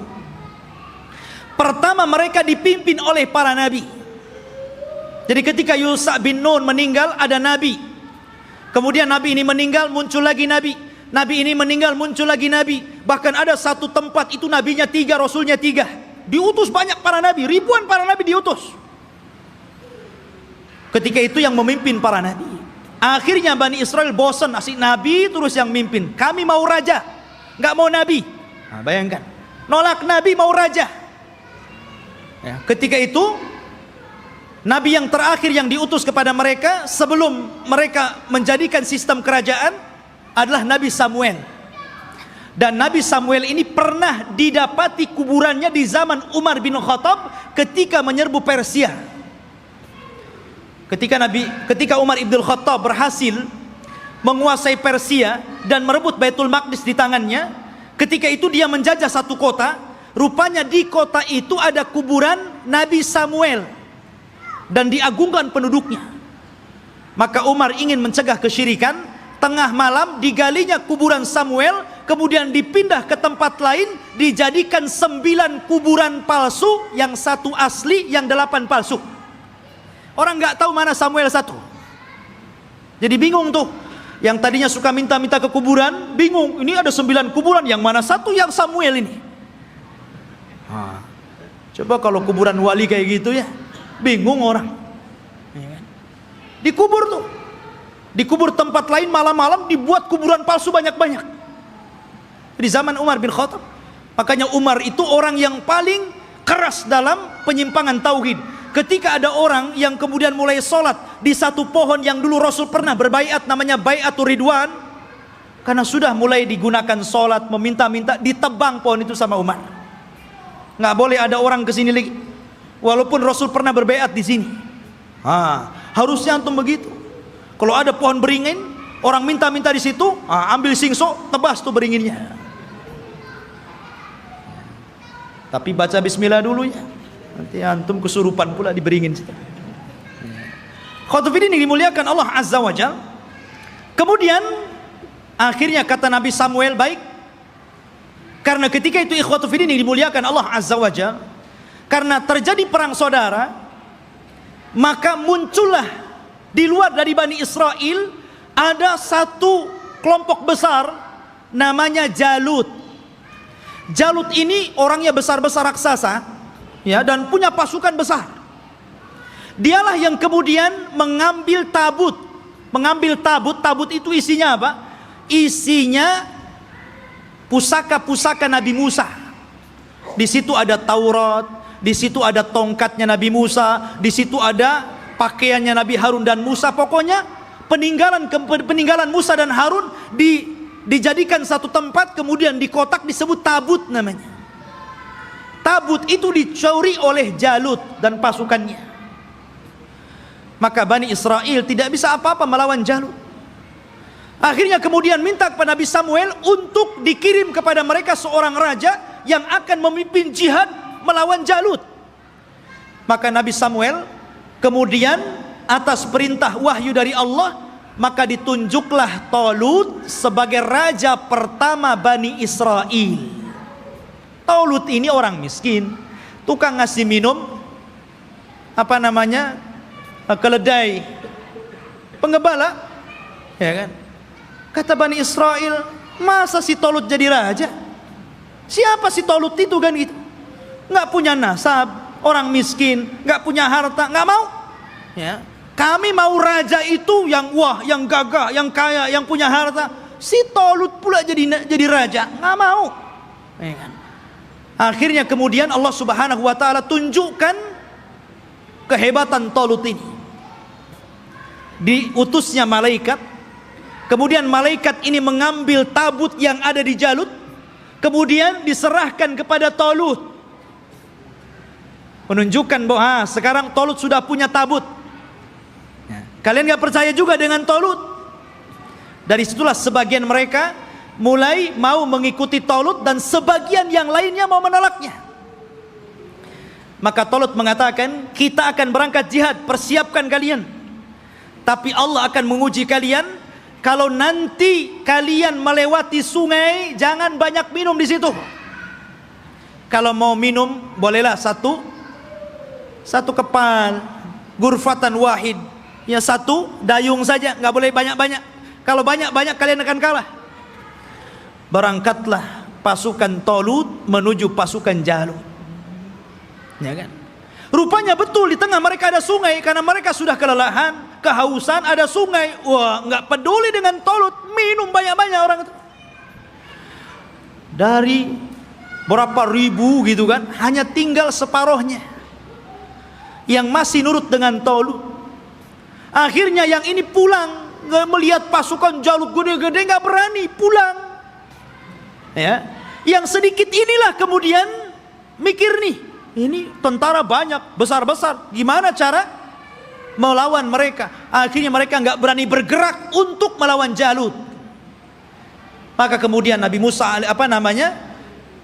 Nabi Raja Talut mengatakan, siapa yang akan berperang dan berhasil membunuh Jalut, maka aku kawinkan dia dengan putriku.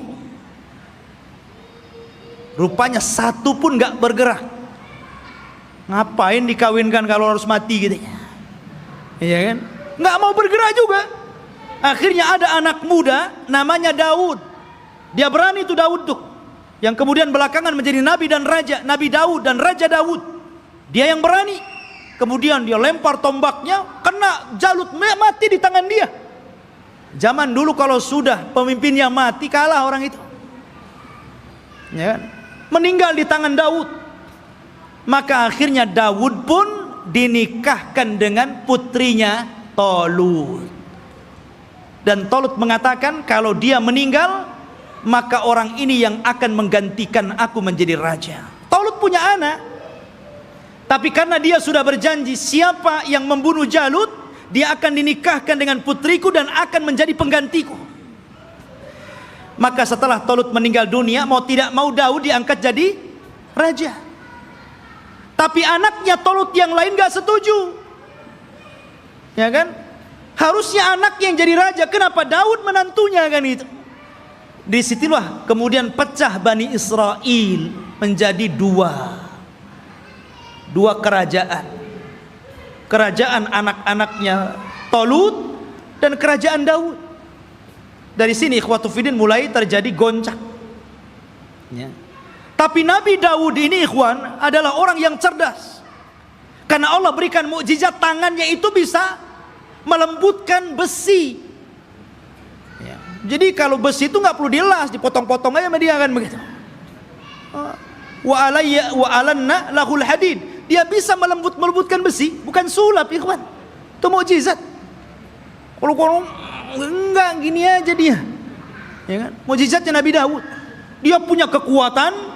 Akhirnya dia pun melawan anak-anaknya Talut yang lain dan mempersatukan kembali Bani Israel. Setelah dia meninggal, maka puncak kekuasaan Bani Israel ada di tangan putranya Daud, Nabi Sulaiman. Disitulah puncak kekuasaan Bani Israel, puncak kekuasaan Yahudi. Ya. Dan hanya ada 4 raja yang pernah menguasai sebagian besar dunia. Yang 2 mukmin dan 2 kafir. Yang pertama mukmin, namanya Dzulqarnain, sebutkan dalam surah Al-Kahfi.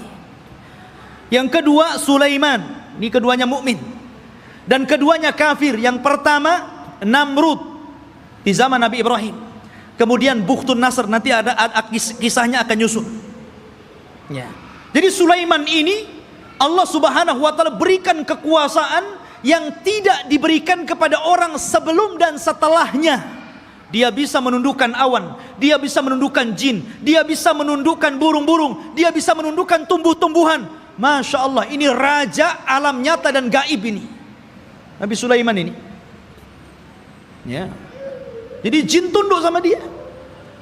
Bahkan yang membangun bangunan-bangunan itu jin. Jin itu yang bekerja kepada Sulaiman, membuat istana-istana. Makanya ketika Sulaiman meninggal dunia, jin itu kan tidak tahu yang gaib. Disangkanya Sulaiman masih hidup dan tidur di singgasana. Asik bekerja saja mereka kan.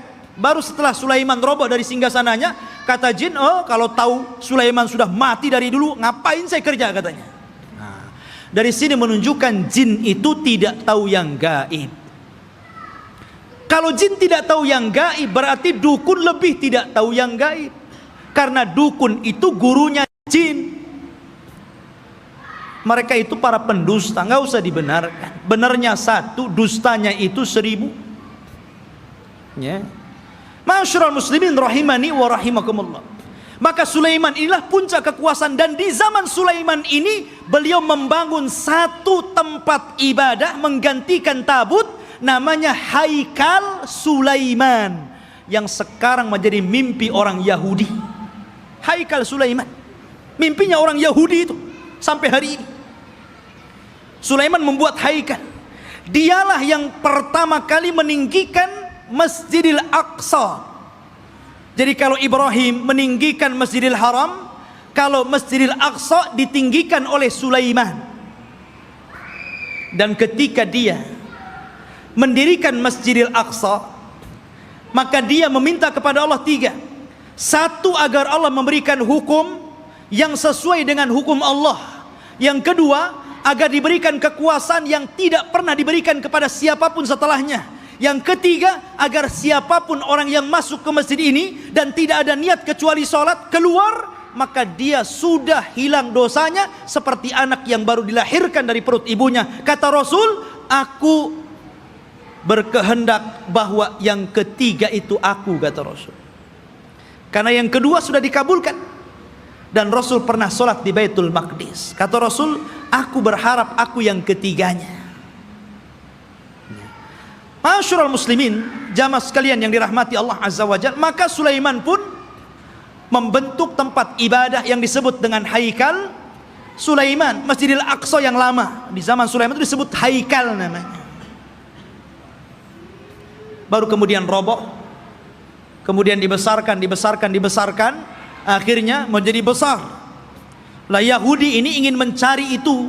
Dulu ketika Sulaiman mendirikan Masjidil Aqsa yang disebut dengan Haikal itu, dari mana ke mana, berapa meter, lebarnya berapa meter, kemudian panjangnya berapa meter. Kalau sudah ketemu situs ini, maka mereka akan membangun Masjidil Aqsa mau dirobohkan, sehingga Haikal lah yang naik. Itu tujuan Yahudi sampai hari ini. Makanya mereka membolongi itu, Masjidil Aqsa itu bolong bawahnya, makanya tidak bisa menampung banyak-banyak. Kalau banyak nanti roboh itu.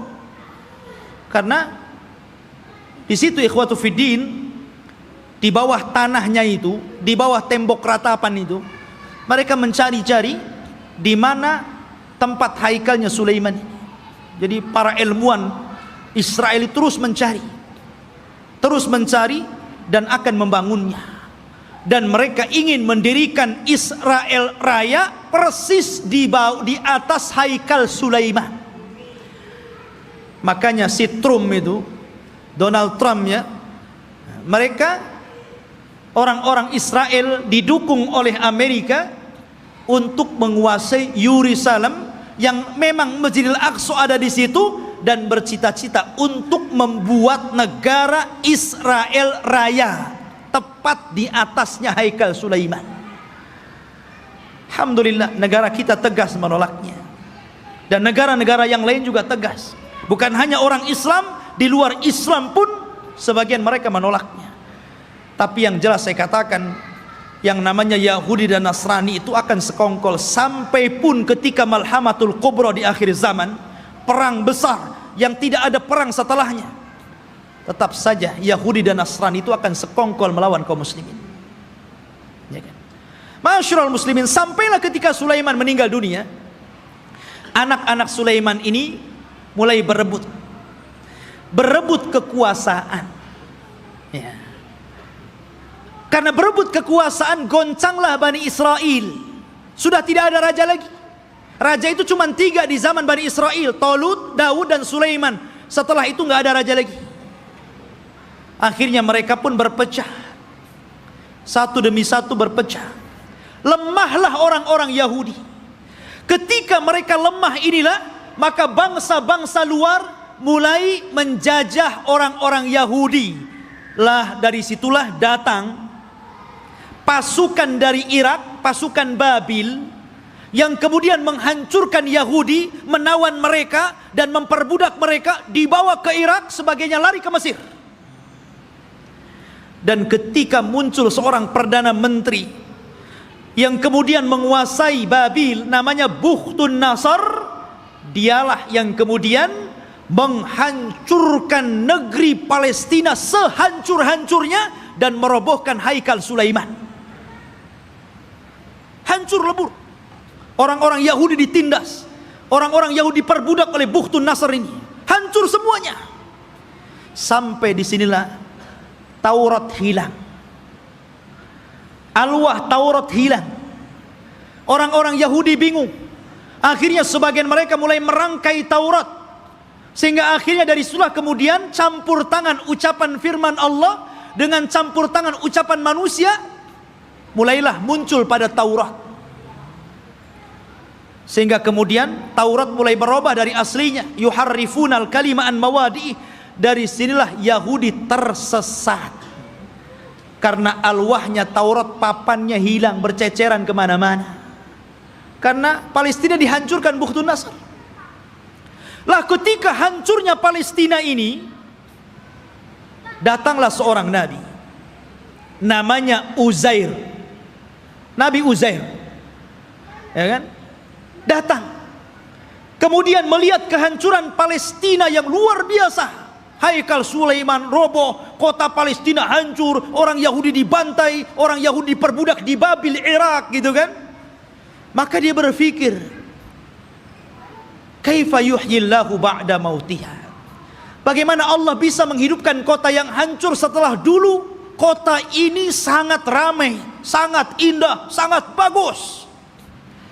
Akhirnya Allah Subhanahu wa taala menidurkan Nabi Uzair 100 tahun. Fa'amatahullahu mi'ata amin summa ba'athah.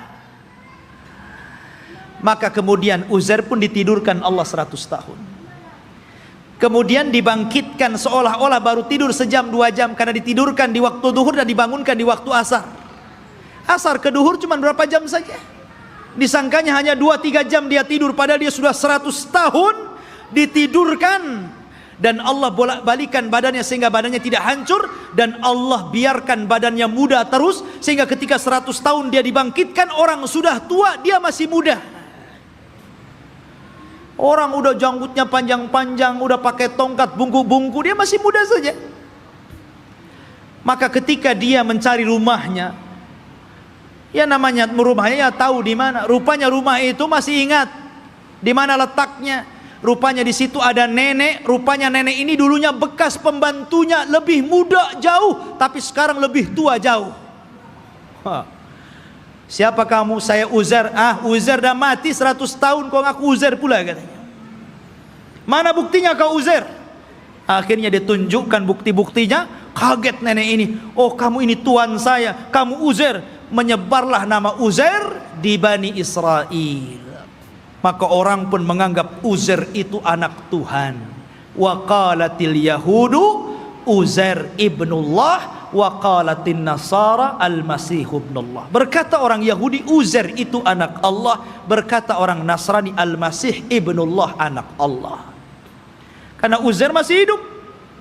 Mereka katakan ini anak Allah, kalau bukan anak Allah nggak mungkin hidup selama ini dan masih muda. Dan ketika dia mencari puing-puing papan-papan Taurat, dia tidak tahu di mana letaknya. Maka Allah ilhamkan mampu menghafal Taurat dengan pemikirannya, sehingga orang-orang menyangka Musa saja membaca Taurat dari papan, dia membaca Taurat dari pikirannya, berarti dia adalah anak Allah. Orang Yahudi bilang Uzair anak Allah karena mampu menghafal Taurat. Tuh lihat, kenapa orang Islam tidak dikatakan anak Allah? Banyak orang yang hafal Quran. Anak kecil aja si Musa bisa hafal Quran. Kenapa enggak Musa anak Allah?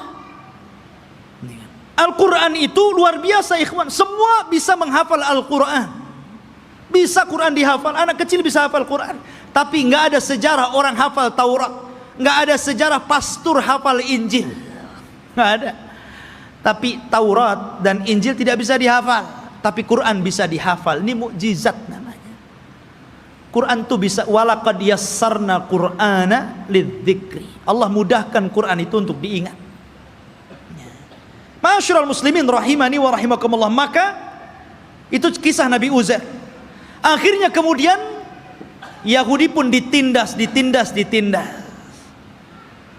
Maka setelah kemudian zaman Bukhtun Nasr berlalu, datanglah Persia menyerbu dan menang. maka orang-orang Yahudi dikembalikan ke Palestina. Setelah itu datang Romawi dan memenangkan Persia. Akhirnya orang Yahudi diperbudak lagi. Sebagian mereka hijrah sampai ke Madinah. Inilah sejarah kenapa dahulu di zaman Rasul ada orang-orang Yahudi di Madinah. Karena ketika Romawi berhasil mengarahkan Persia, maka orang-orang Yahudi banyak yang diperbudak, sebagian mereka lari. Dan mereka punya ramalan bahwa kelak akan muncul seorang nabi di tanah yang banyak pohon kurma, yang kemudian belakangan disebut Yathrib dan belakangan lagi disebut Madinah Al-Munawwarah. Berangkatlah mereka ke Madinah, suaka besar-besaran, ya. Tapi kemudian setelah tahun 1700-an belakangan ke sini gitu kan, maka mulailah orang-orang menggagas untuk mengumpulkan orang Yahudi, kemudian mengumpulkan di Palestina. Kemudian pada tahun 1940-an gitu kan, barulah kemudian atas bantuan Inggris dan Amerika, akhirnya orang-orang Yahudi diresmikan untuk membuat negara sendiri yang sekarang disebut Israel. Israel, bukan Bani Israel. Karena kerajaan Israel ini, ikhwan, itu berbeda dengan Yahudi. Itu dua pecahan yang berbeda. Ya, Yahudi ini keturunan Yahuda. Kalau Israel berbeda. Karena Israel ini masih mengagungkan para nabi, tapi Yahudi itu membenci para nabi. Mereka lah yang membunuh Nabi Zakaria sehingga digergaji sampai mati. Dialah yang membunuh Nabi Yahya bin Zakaria, disembelihnya sampai mati. Dia pula mengklaim sudah membunuh Nabi Isa bin Maryam dan mengatakan anak zina dan dibunuhnya. Walaupun Al-Quran mengingkari terbunuhnya Isa dan mengatakan Isa tidak dibunuh, Isa disalib, Isa tidak disalib, dan Isa diserupakan bahkan dia diangkat ke langit. Tapi orang Yahudi mengklaim sudah membunuh Isa. Itulah kisahnya orang Yahudi. Jadi orang Yahudi yang sekarang ini hanya sandiwara orang-orang itu, orang-orang kafir, orang-orang Inggris dan Amerika saja. Mereka membuat cerita bahwa seolah-olah itu adalah tanah mereka. Demi Allah, sejengkal pun bukan tanah Yahudi. Bagaimana kemudian Donald Trump mengumumkan untuk memindahkan ibu kota Yerusalem sebagai ibu kota Israel dan akan mendirikan Israel Raya di atas Baitul Maqdis? Maka kita harus bangkit, ya. Nggak bisa seperti itu. Satu jengkal pun mereka nggak punya tanah. Bagaimana mungkin kemudian mereka mengklaim ini tanah Yahudi?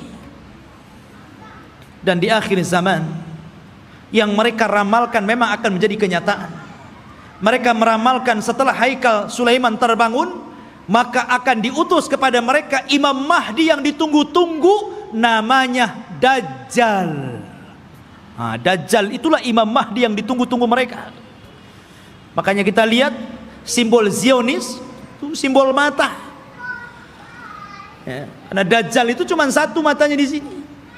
Makanya kemudian mereka menganggap bahwa itu Imam Mahdi mereka yang mereka tunggu. Makanya dalam Islam pun dibenarkan, karena kelak Dajjal itu akan diikuti 70.000 Yahudi Asfahan. Mereka akan mengikuti Dajjal.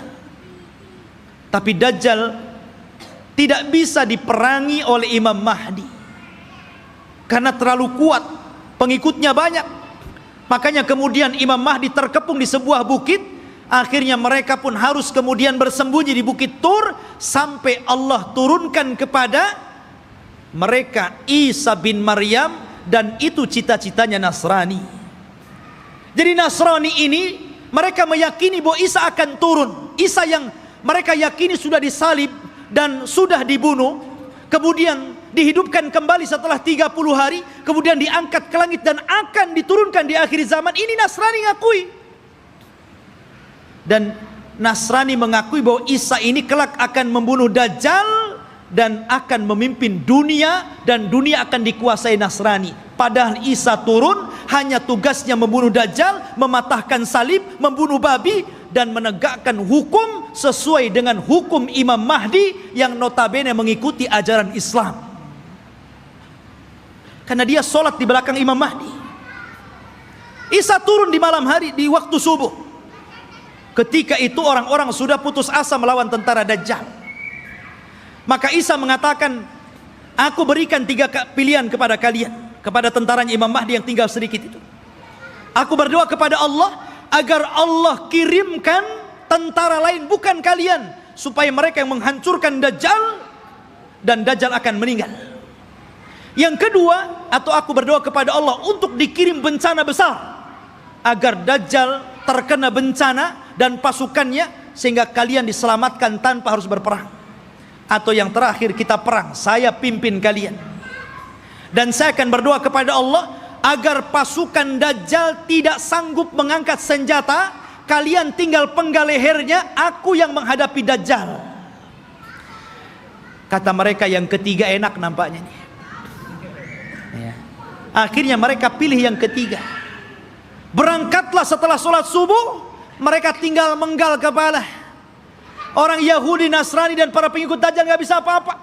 Akhirnya mereka kalah, tunggang langgang, lari bersembunyi di batu. Batu bicara, hei ini Yahudi di belakang, bunuh dia. Lari di mana-mana, di setiap tempat dia sembunyi, makhluk Allah bicara di situ.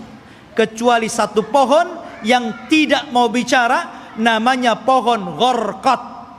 Hadis ini bocor kepada orang Yahudi, sehingga Yahudi nanam banyak-banyak pohon Gharqad di Israel, tapi sayang kemarin kebakaran.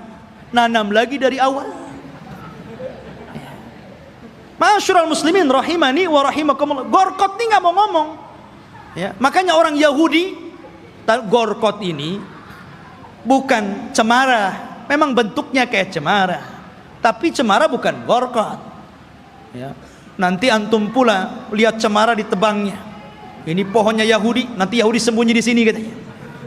Bukan, Gharqad lah, bukan cemara. Ya.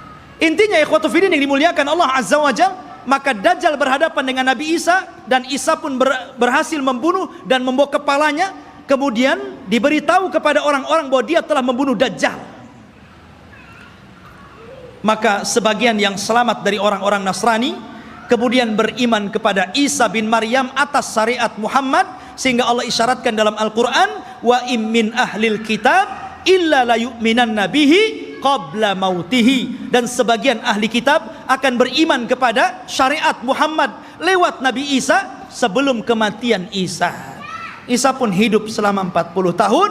Di selang hidupnya inilah muncul fitnah yang lebih besar dibandingkan fitnah Dajjal. Fitnah apa? Munculnya satu kabilah yang bernama Ya'juj dan Ma'juj, dari keturunan Yafis ibn Nuh alaihi salatu wassalam. Satu kaum yang tidak bisa diperangi, tidak bisa dibunuh. Pasukan mereka banyak, satu dari kita 999 dari mereka. Anda bisa bayangkan. Jadi kalau kita melawan mereka, jadi satu dari kita melawan 999 dari mereka. Bayangkan. Sehingga ketika Allah azab dengan mengutus ulat, dan mereka mati semua dengan ulat tersebut, bangkai mereka rata, sehingga setiap satu jengkal di tanah ada bangkainya. Nabi Isa berdoa kepada Allah agar Allah bersihkan bangkai-bangkai mereka. Maka diutuslah burung pemangkai bangkai, tapi juga tidak habis semuanya. Maka Isa berdoa lagi agar diturunkan hujan dan banjir besar, akhirnya membawa jasad itu ke lautan dan menjadikan bumi kembali subur. Maka dari situlah mulailah berlangsung tanda-tanda alamat besar. Karena alamat besar itu kalau sudah datang, maka tasalsul akan terus berganti sampai kiamat dibangkitkan. Oleh karena itulah ikhwatu fiddin, inilah kisah Palestina dan Yahudi. Semoga menjadi pencerahan dan pengetahuan bagi kita. Semoga Allah Subhanahu wa taala mendoakan saudara-saudara kita yang ada di Palestina dan menggagalkan keinginan orang-orang kafir untuk menjadikan Yerusalem sebagai ibu kota Israel yang akan dibentuk sebuah negara Israel Raya. Mimpi mereka, tapi kita umat Islam tidak akan setuju dengan itu.